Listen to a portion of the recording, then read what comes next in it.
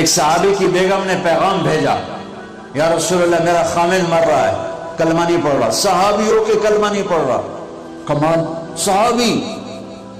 اب بھاگ کے گئے، ہم نے کہا بیٹا کلمہ پڑھ، پڑھوانے والے نبی، پڑھنے والا صحابی، کہا جی پڑھا نہیں جاتا، بول رہا ہے کلمہ نہیں پڑھا جا رہا۔ ہم نے کہا کیا ہو؟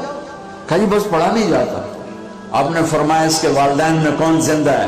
کہا جی ماں زندہ ہے۔ تو آپ نے کہا اس کی ماں کو بلاؤ، اور ماں آ گئی۔ آپ نے فرمایا علقمہ کی ماں تو بیٹے سے ناراض تو نہیں؟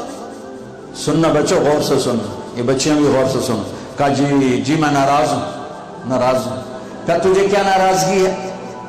ہائے کہ یا رسول اللہ مجھے اس کے دین کا کوئی گلہ نہیں ہے، بہت نیک بچہ ہے، راتوں کو اٹھ کے تہجد پڑھتا ہے، نفلوں میں کھڑے ہو کے قرآن پڑھتا ہے، دن میں روزے رکھتا ہے، لیکن بس مجھ سے جب بولتا ہے تو بدتمیز ہو کے بولتا ہے، میرا دل چیڑ کے رکھ دیتا ہے جب مجھ سے بات کرتا ہے، بس مجھے اس کا دکھ درد ہے۔ آج تو ماؤں کی پٹائیاں کرتی ہے اولاد، وہاں صرف زبان کی تیزی، زبان کا لہجہ روکھا، کہ یا رسول اللہ بہت بدتمیز ہو کے بولتا ہے۔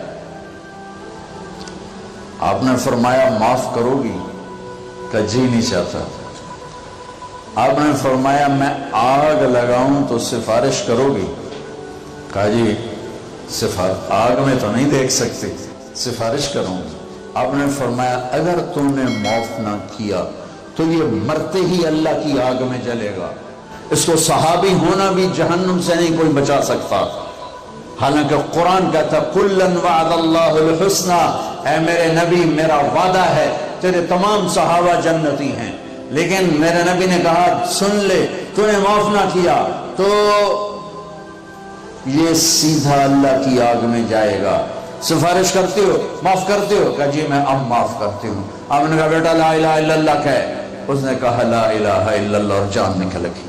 آپ نے اس کا جنازہ پڑھایا، اس کے دفن میں شریک ہوئے، اور پھر اعلان کیا اس کی قبر پہ کھڑے ہو کر جس نے ماں باپ کو دکھ دیا اس پہ اللہ کی لعنت، اس پہ فرشتوں کی لعنت، اس پہ زمین آسمان کی لعنت، ان کی نہ نماز قبول ہے، نہ روزہ قبول ہے، نہ صدقہ قبول ہے۔